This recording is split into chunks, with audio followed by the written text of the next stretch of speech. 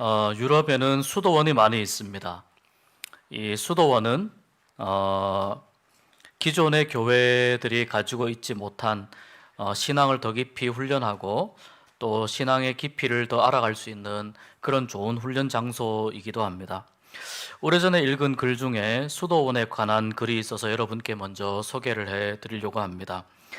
17세기, 18세기 또 이 19세기에 유럽에도 수도원이 많이 있었으나 이제 수도원이 점점 사람들의 관심에서 멀어져 가지고 또 이 세속주의 영향 때문에 수도원이 굉장히 약해질 때에 있었던 일이라고 합니다. 한때 매우 용성했던 수도원이 그 수도원 교단이 이제 지부도 다 잃고 또 수도원에 오는 수도하러 오는 젊은 수도사들도 없어지면서 그 본부에 단지 5명의 수사 정도만 남아있을 정도로 아주 몰락해 있었습니다. 수도 원장과 4명의 수사였는데 이들이 모두 70이 넘은 고령의 나이였습니다. 누가 보아도 이제 이 수도원은 망해간다, 이제는 망했다라고 생각할 수밖에 없는 그런 상황이었습니다. 그런데 이 수도원 근처에 울창한 숲에 작은 집이 한 채가 있는데요. 그 집에는 이제 근처 마을에서 아주 지혜로운 랍비가 와서 가끔 쉬었다 가곤 했습니다. 와서 뭐 책도 읽고 잠시 머물다 가곤 했습니다. 이 나이 많이 든 수사들은, 수도원의 수사들은 그래도 오랜 세월 동안 기도도 하고 또 많은 그 수도를 했기 때문에 영적으로 민감한 사람들이었습니다. 그래서 이 랍비가 그 집에 오면 그 집에 언제 왔는지 이것을 감지할 수 있었다고 합니다. 이 랍비가 그날도 이제 와서 자기 집에 머물고 있는데 이 수도 원장은 이제 조만간에 우리 수도원도 문을 닫아야 되지 않겠는가, 여기 남아있는 이 고령의 수사들이 이제 다 하늘나라로 가면 우리 수도원도 문을 닫아야 되지 않겠는가, 그렇게 생각을 하던 중에 그 지혜로운 랍비와 대화를 하면서 수도원을 혹시 살릴 방법이 있는지 한번 생각해 보기로 했습니다. 조언을 구해 보기로 했습니다. 랍비를 만나러 수도원장이 갔습니다. 매우 반갑게 맞이했지만 이 수도원장이 찾아온 목적을 이야기하니까 이 랍비도 그냥 눈만 껌뻑껌뻑 하면서 상황이 어떤지 알지만, 그러나 사람들이 이제는 영적인 일에 관심이 없습니다. 마치 오늘날 이 세상처럼 사람들이 영적인 일에 관심이 없고 제가 사는 마을도 그렇습니다. 이러한 이야기만 서로 이렇게 주고 받았습니다. 그렇게 수도원장과 이 나이 많은 지혜로운 랍비는 지금 이 세상이 너무 세속적으로 변하는 것에 대해서 마음 아파하면서 눈물을 지으며 우리 같이 성경 읽고 예배를 잠깐 드립시다. 그리고 성경을 읽고 예배를 드렸습니다. 이 수도 원장이 이제 돌아갈 때쯤 되어 가지고 랍비와 함께 그 이제 헤어짐에 포옹을 합니다. 그리고 우리 나중에라도 또 더 좋은 계절에 다시 만나면 좋겠습니다 라고 인사합니다. 이 수도 원장이 혹시라도 미련이 남아서 마지막으로 헤어짐에 이야기합니다. 제가 우리 선생님을 만나러 온 목적은 우리 수도원을 어떻게 하면 살릴 수 있을까 하는 조언을 듣는 것이었는데 결국은 그 목적을 제가 이루지는 못했군요 라고 이야기합니다. 랍비가 죄송합니다. 제가 특별히 대답해 드릴 말씀이 없습니다. 그렇지만 혹시 제가 한 가지 말씀드릴 수 있는 것은 수도원에 계신 여러분들 중에 메시아가 한 분 있다는 사실입니다. 이 이상한 이야기를 듣고 수도 원장이 이제 수도원으로 돌아옵니다. 나머지 4명의 수사들이 수도 원장을 둘러싸고 이야기합니다. 랍비에게서 좋은 조언을 들었습니까?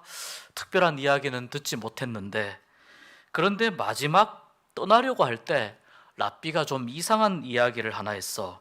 우리 중에 메시아가 있다는 거야. 이렇게 나이가 많은 우리들 중에 메시아가 있다는 거야. 나는 그게 무슨 뜻으로 이야기했는지 이해가 잘 되지 않아. 다른 수사들도 고개를 갸웃거립니다. 그리고 날이 가고 시간이 바뀌면서 이 5명의 수사들은 랍비가 한 그 말이 점점 더 마음속에 들어와 박히는 것을 느낍니다. 그것이 무슨 의미일까? 그 지혜로운 랍비가 아무 이유 없이 그런 말을 하진 않았을 텐데 무슨 의미일까? 우리 중에 누가 메시아일까? 정말 우리 중에 한 명이 있다고 생각한 것일까? 만일 그렇다면 혹시 그래도 수도 원장님이 아닐까? 왜냐하면 그분은 오랜 시간 동안 우리를 영적으로 지도해 왔으며 우리 수도원을 이끌어 오셨기 때문에 아마도 메시아라면 수도 원장일 거야. 그런데 또 다르게 생각하면 토머스 형제를 말한 것인지도 몰라. 그는 매우 빛나는 영을 가지고 있고 아주 거룩한 사람이기 때문에 그가 혹시 메시아일지도 몰라. 그런데 그렇게 생각을 하다가 또 다른 사람을 떠올립니다. 엘럿이라고 하는 사람일 거야. 이 엘럿은 변덕을 부리긴 하지만 다른 사람들에게 때로는 아픔을 주기도 하지만 그러나 엘럿은 언제나 옳은 판단을 하고 옳은 이야기를 하거든. 정말 엘럿이 이야기할 때는 늘 옳은 말만 했어. 혹시 이 엘럿이 메시아가 아닐까? 혹시 소극적인 필립 형제를 두고 메시아라고 이야기한 것은 아닐까? 그는 가만히 있으면은 존재하는 것조차도 모를 만큼 매우 조용한 사람이야. 그런데 신기하게도 다른 사람에게 도움이 필요할 때가 되면 언제라도 나타나서 도움을 주는 아주 특별한 재능이 있지. 그는 요술처럼 나타나서 다른 사람에게 도움을 주지. 메시아가 도움을 주는 사람이라면 이 필립이 아마도 메시아일지도 몰라. 물론 이 랍비가 나를 이야기한 건 아닐 거야. 나를 염두에 두고 한 말일 수 없어. 나는 그냥 평범한 한 명의 수사이니까. 다른 훌륭한 형제들이 있고 수도 원장님이 있는데 나는 아마 아닐 거야. 하나님, 제가 그렇게 메시아가 될 만큼 위대하고 뛰어난 사람이 아니지 않습니까? 이렇게 저마다 이 5명의 수사들이 서로를 살펴보며 이러한 생각들을 하게 됩니다. 그런데 이 노수사들이 다른 사람이 혹시 메시아일지도 모른다라는 생각이 들면서 그 사람에게 있는 단점을 보려고 하지 않고 그 사람에게 있는 장점을 보려고 하면서 서로를 각별히 공경하는 마음으로 서로를 대하기 시작합니다. 혹시 누군가가 메시아일 수 있기 때문에 그 사람이 메시아라면 내가 잘 지내야 되잖아요. 그래서 그 사람을 공경하면서 서로를 존대하며 상대방에게 있는 단점을 보지 않고 장점을 배우려고 서로를 대하기 시작했습니다. 물론 자기 자신에게도 나도 이러한 장점이 있지 않을까 자기 자신을 보면서 생각했습니다. 이 수도원은 매우 아름다운 곳에 있었습니다. 그리고 사람들이 가끔 와서 그곳에서 소풍을 즐기곤 했습니다. 먹을 것을 사가지고 와서 그 숲에서 먹을 것을 먹고 그리고 산책하면서 수도원을 한 바퀴 둘러보기도 했습니다. 그런데 그 수도원에 사람들이 놀러와서 한 바퀴 둘러보던 중에 예전과 좀 다른 분위기가 되어 있는 것을 발견합니다. 예전에는 수도원이 황량하고 냉랭하고 차가운 그런 분위기였다면 이상하게 최근 들어서 수도원 안에 이상하리 많지 서로를 공경하고 서로를 배려해주고 또 서로를 위해주는 그런 분위기로 바뀌어져 있었다는 것을 놀러온 사람들이, 구경 온 사람들이 조금씩 느끼기 시작한 것입니다. 수도사들의 말 한마디, 수도사들의 표정, 수도사들의 눈빛에서 서로를 공경하고 심지어는 그 수도원을 구경하러 온 사람들에게조차도 그런 모습으로 그런 마음으로 대하는 것을 이 놀러 온 소풍 온 사람들이 느끼게 됩니다. 그러면서 이 수도원에 사람들이 1명씩 2명씩 먹을 것을 사가지고 와서 놀러 왔다가 수도원 안에 들어가서 기도도 하고 이렇게 하면서 점점 이 장소가 특별한 장소로 바뀌어져 갑니다. 그리고 이 특별한 장소를 다른 사람들에게, 친구들에게 소개해 주면서 친구들을 데리고 오고 그 친구들은 또 다른 친구들을 데리고 옵니다.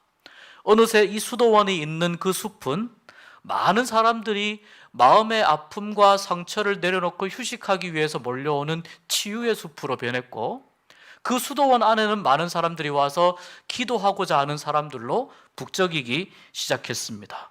그러다가 수도원을 방문한 젊은 사람이 노수도사들과 이야기를 하다가 저도 가르침을 받고 싶습니다 라고 하면서 그 수도원에 입교하기를 희망합니다. 그리고 또 한 사람이 수도원에 들어와서 입교합니다. 그리고 몇 년 사이에 이 수도원은 예전보다 더 활기찬, 많은 사람들이 찾는 곳으로, 많은 사람들이 기도하는 곳으로, 많은 사람들이 와서 위로와 안식을 얻는 장소로, 그리고 그 수도원에서의 영적인 가르침을 배우고자 하는 많은 선지 생도들이 찾는 곳으로 바뀌었습니다. 이 노수도사들은 시간이 지나서야 알게 되었습니다. 이 랍비가 준 선물이 진정 어떤 것을 의미하는지 시간이 지나서야 알게 되었습니다. 하나님은 우리 주변에 아주 평범한 사람들을 두십니다. 우리 주위에 있는 사람들이 다 평범하고 보통 사람들입니다. 그런데 그 이유는 그 평범함 속에서 비범함을 발견하고 그 사람을 존대하고 공경하고 배려하라는 의미입니다. 평범함의 눈으로 바라보면 내 옆에 있는 사람은 한없이 평범해지지만 그 사람의 장점과 특별한 점을 관찰하고 보기 시작하면 하나님이 그 사람에게만 주신 놀라운 달란트와 선물을 발견하게 됩니다. 그리고 배울 점을 찾게 되고 그 사람은 나에게 또 다른 의미에서 스승이 됩니다. 우리가 다른 사람을 어떻게 바라보느냐의 이 방식이 그 사람을 특별하게 만드는 것입니다. 내가 상대방을 특별하게 바라보면 그 사람은 특별한 사람이 되는 것입니다.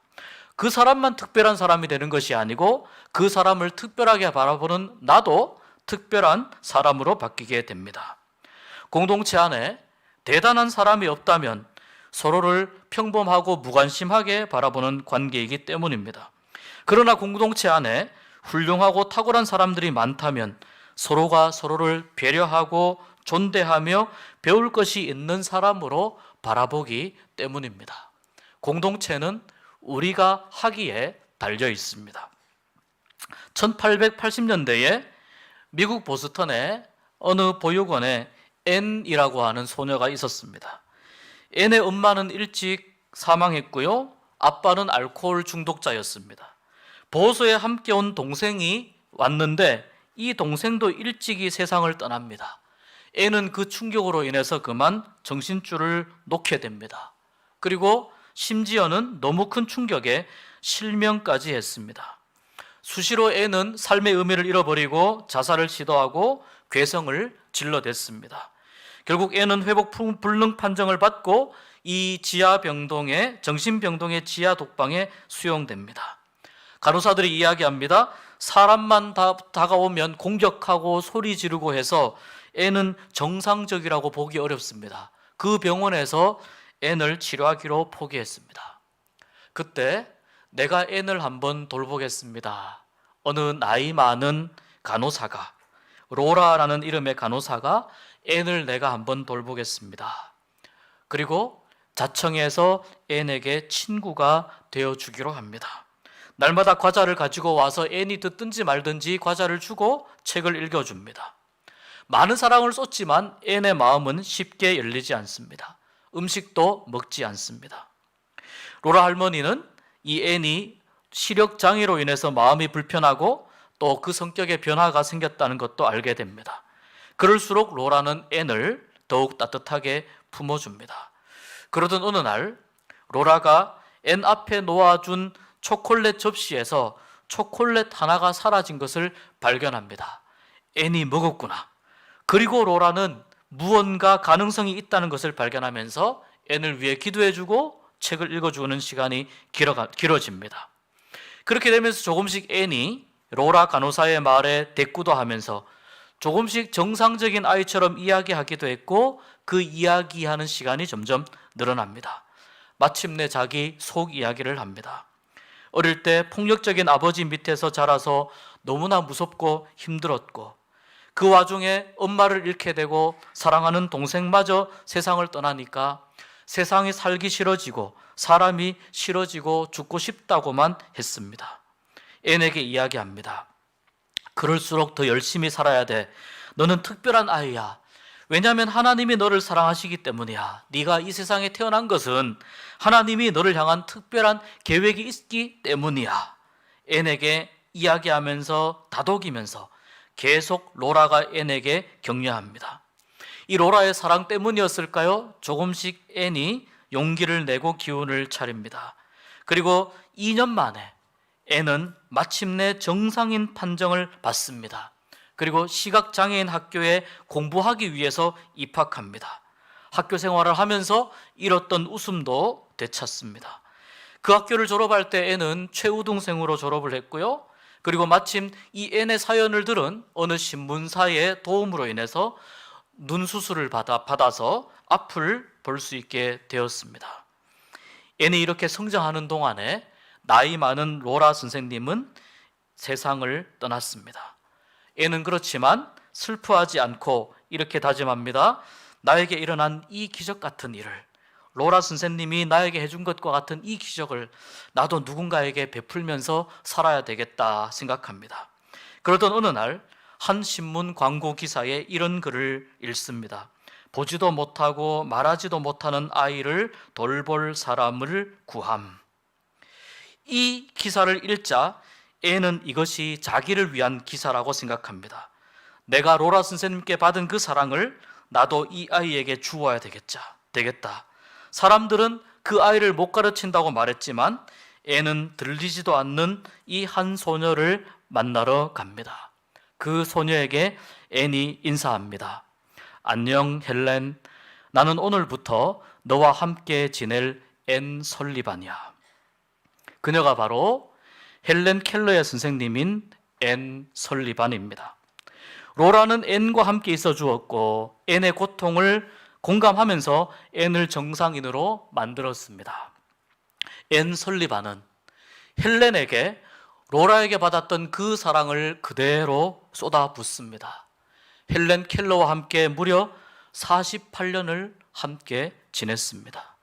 그 지극한 사랑의 시간을 통해서 헬렌 켈러가 놀라운 일을 이루어 가도록 헬렌 켈러의 멘토가 되어 주었습니다. 헬렌 켈러는 세계 최초로 대학 교육을 받은 시각 청각 장애인입니다. 작가이기도 하고요, 사회복지 사업가이기도 하고요, 장애인 여성 또 노동자 등 소외된 사람들의 인권을 위한 사회운동을 펼쳤던 사람입니다. 이 위대한 헬렌 켈러의 뒤에 앤 설리반 선생님이 있었고요, 그리고 그 훌륭한 앤 설리반 선생님 뒤에 바로 간호사인 로라 선생님이 있었습니다.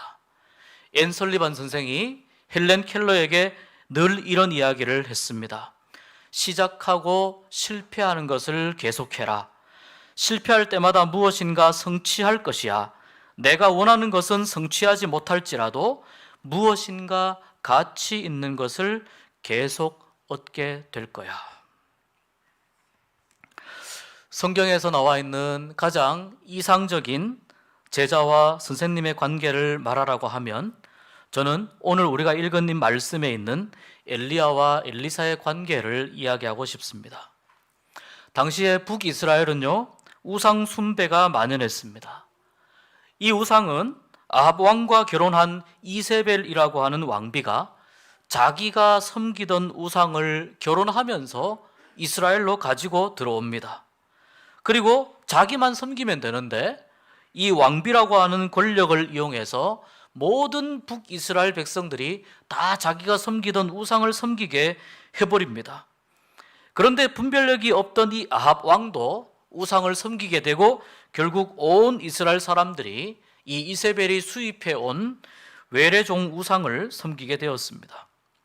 하나님께서는 엘리야를 통해서 북이스라엘을 다시 회복하고 싶어 했습니다. 우상 숭배가 만연한 그곳에서 하나님을 섬기는 사람들이 별로 없는, 하나님을 섬기는 사람들을 찾기가 너무나 어려운 그곳에서 다시 이 북이스라엘의 영적인 신앙을 회복하고자 했습니다. 엘리야가 갈멜산에서 바알과 아세라 선지자 850명과의 싸움에서 하나님의 놀라운 기적으로 인해서 승리합니다. 그리고 이 850명의 바알과 아세라 선지자 제사장들을 전부 다 잡아서 죽이고 승리를 얻습니다. 이렇게 하면 이 북이스라엘의 사람들이 마음이 하나님께로 돌아올 것이라고 생각했습니다. 그런데 이세벨도 만만치 않았습니다. 이세벨이 이렇게 이야기합니다. 나의 바알과 아세라 선지자를 섬기는 바알과 아세라를 섬기는 이 선지자들을 죽인 엘리야를 내가 가만두지 않겠다. 반드시 내가 잡아 죽이겠다고 공표합니다. 이 말을 듣는 순간 엘리야의 마음 가운데에 순간적으로 두려움과 공포심이 밀려옵니다.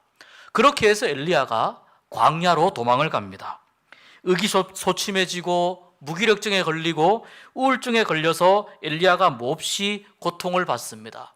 그 고통을 받는 와중에 하나님께서 엘리야를 찾아오셔서 엘리야의 마음을 다시 회복시켜 주시고, 그리고 엘리야에게 하신 말씀이 너의 후계자로 엘리사를 세우라고 하신 말씀입니다. 이렇게 해서 엘리야와 엘리사가 만나게 되었습니다. 그런데 오랜 시간 함께 지내다가 이제 엘리야와 엘리사가 헤어질 때가 되었습니다. 엘리사는 엘리야와 계속 함께 있고 싶어 하지만 헤어질 때가 다가옴을 느낍니다. 이별을 준비합니다. 길갈에서 베델로, 베델에서 여리고로, 여리고에서 다시 요단강으로의 이 여정을 엘리야와 함께 합니다. 성경이 굳이 길갈과 베델과 여리고와 요단강으로 엘리사와 엘리야가 함께 걸어갔다는 이 내용을 기록한 것은 앞으로 이 엘리사가 엘리야가 걸었던 그 길을 그대로 따라 걸으며 자기의 선생님이 걸었던 길을 따라 걸으며 이 엘리야의 사역을 그대로 이어갈 것이다 라고 하는 이 메시지가 있는 것입니다. 엘리야는 이제 이별의 때를 직감하고 엘리사에게 떠나라고 합니다. 그런데 엘리사는 엘리야의 영적 지도력이 아직 필요하다고 생각합니다. 아직 나에게 더 가르쳐 주셔야 됩니다. 내가 더 배워야 됩니다. 우리 북이스라엘은 아직 당신의 영적 지도력이 필요합니다. 그래서 엘리야와 함께 하고자 합니다. 엘리야가 승천할 것이라고 하는 이 소식은 당시에 많은 선지 생도들이 이미 알고 있었습니다. 이미 그 메시지가 전파되어 있었고 엘리사도 역시 알고 있었습니다. 그리고 이 사건은 그 당시에 약 50명 정도의 선지자 후보들에 의해서 목격됩니다. 엘리야와 엘리사가 요단강을 건너갑니다. 엘리야가 엘리사에게 묻습니다. 내가 너에게 무엇을 해주기를 원하느냐? 유언 같은 이야기입니다. 엘리사가 대답합니다.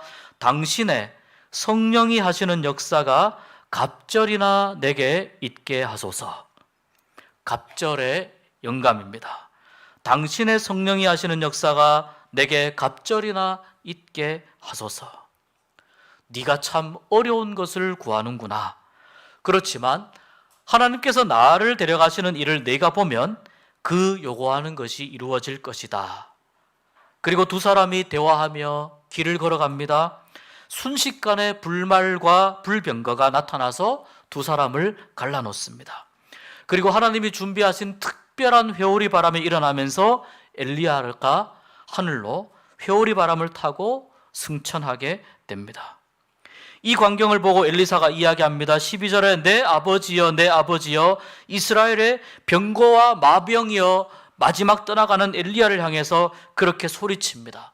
그렇게 간절하게 소리치는 동안 엘리야는 점점 엘리사의 시야에서 사라집니다. 이 엘리사가 엘리야를 내 아버지여 내 아버지여 이스라엘의 병거와 마병이여라고 불렀다는 것은 엘리사에게 엘리야는 스승이면서도 동시에 아버지와 같은 존재였다는 거죠. 엘리사는 그렇게 엘리야로부터 많은 가르침을 받고 많은 영향을 받고 아버지가 자식에게 하는 것과 같은 많은 사랑을 받았습니다.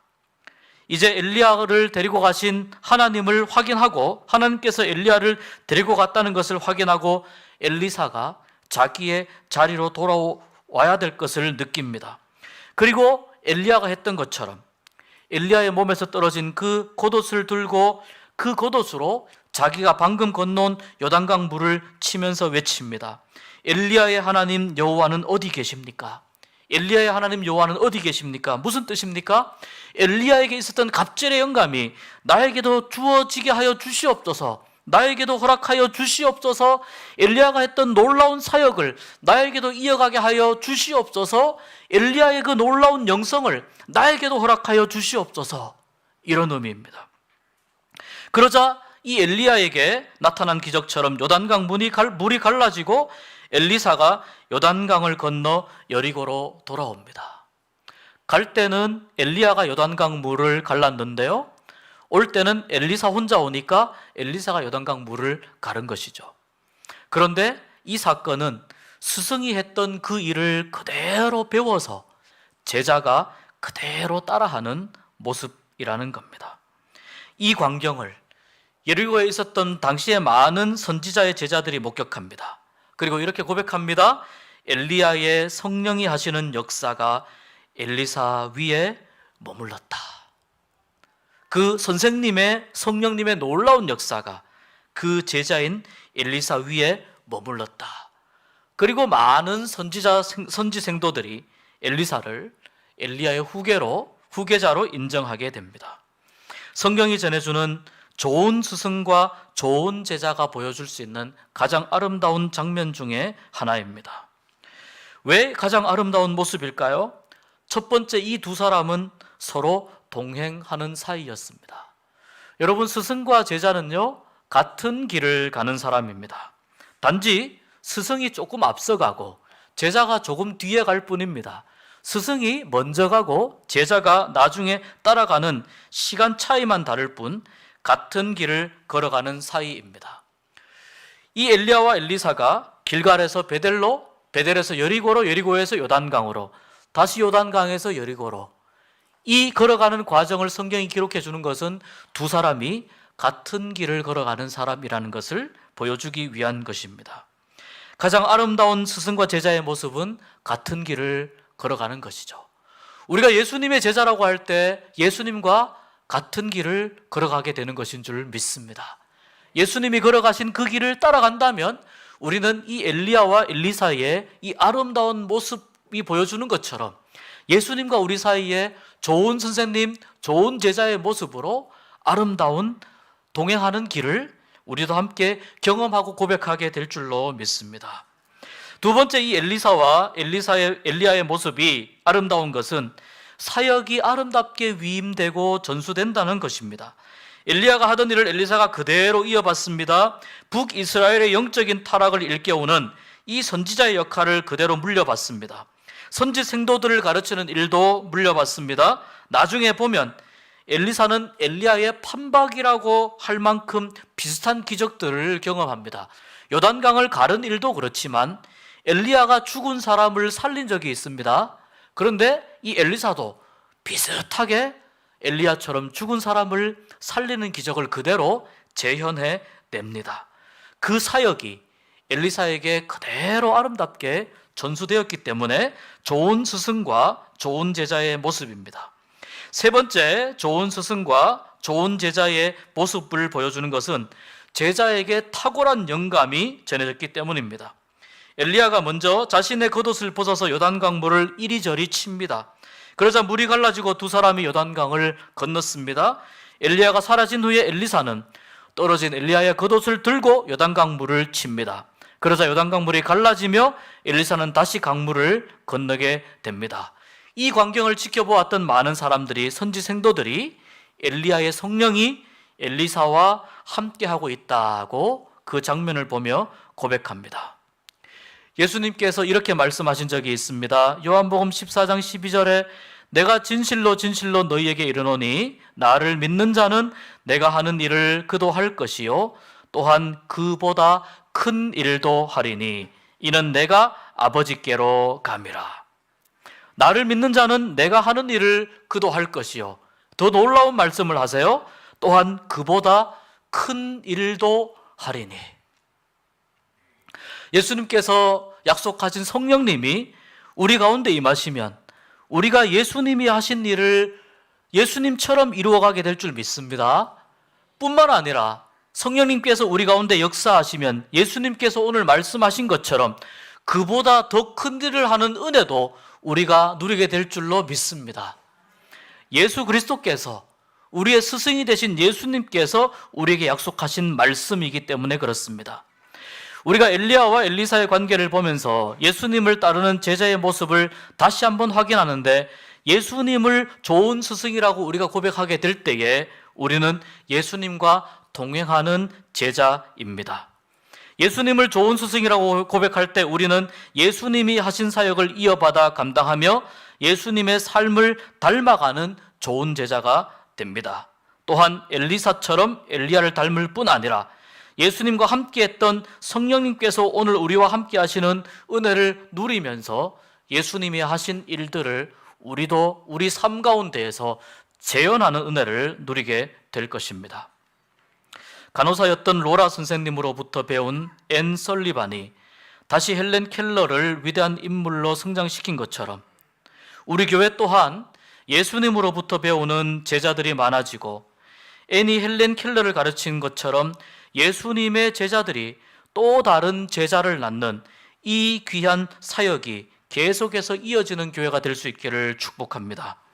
좋은 선생님으로부터 배우는 좋은 제자가 되고, 또 나 또한 좋은 선생님이 되어서 신앙의 좋은 제자를 만들어가는 이 귀하고 아름다운 사역이 계속 이어져가는 교회. 그래서 그 수도원에서 일어난 정말 신비로운 그 이야기처럼 이 세상에서 교회가 걱정받는 존재가 아니라 수도원처럼 서로를 존중하고 존경하고 인정하고 배려하면서 서로에게 배우기를 원하는 그러한 모습을 통해서 수도원처럼 회복되는 교회가 될 수 있기를 바라고, 하나님의 영광을 드러내고 하나님의 영광을 나타내는 그러한 교회가 될 수 있기를 주의 이름으로 축복합니다. 기도하겠습니다. 하나님 감사합니다. 우리 교회는 좋은 선생님이신 예수님을 따라 좋은 제자가 많아지기를 간절히 소망합니다. 좋은 제자로서 또 좋은 선생님이 되어 또 다른 좋은 제자들을 많이 만들어내는, 많이 양성하는 아름다운 교회가 되게 하여 주시옵소서. 세상이 교회를 걱정하는 시대가 되었지만 우리 교회는 이 세상에 하나님의 소망과 희망을 보여주는 교회가 되게 하여 주시옵시고, 하나님의 영광을 드러내는 교회가 되게 하여 주시옵시고, 그 옛날 수도원처럼 많은 사람들이 교회를 찾아와 위로를 받고 소망을 얻으며 마음속에 평안을 누릴 수 있는 아름다운 하나님의 나라가 될 수 있도록 은혜를 베풀어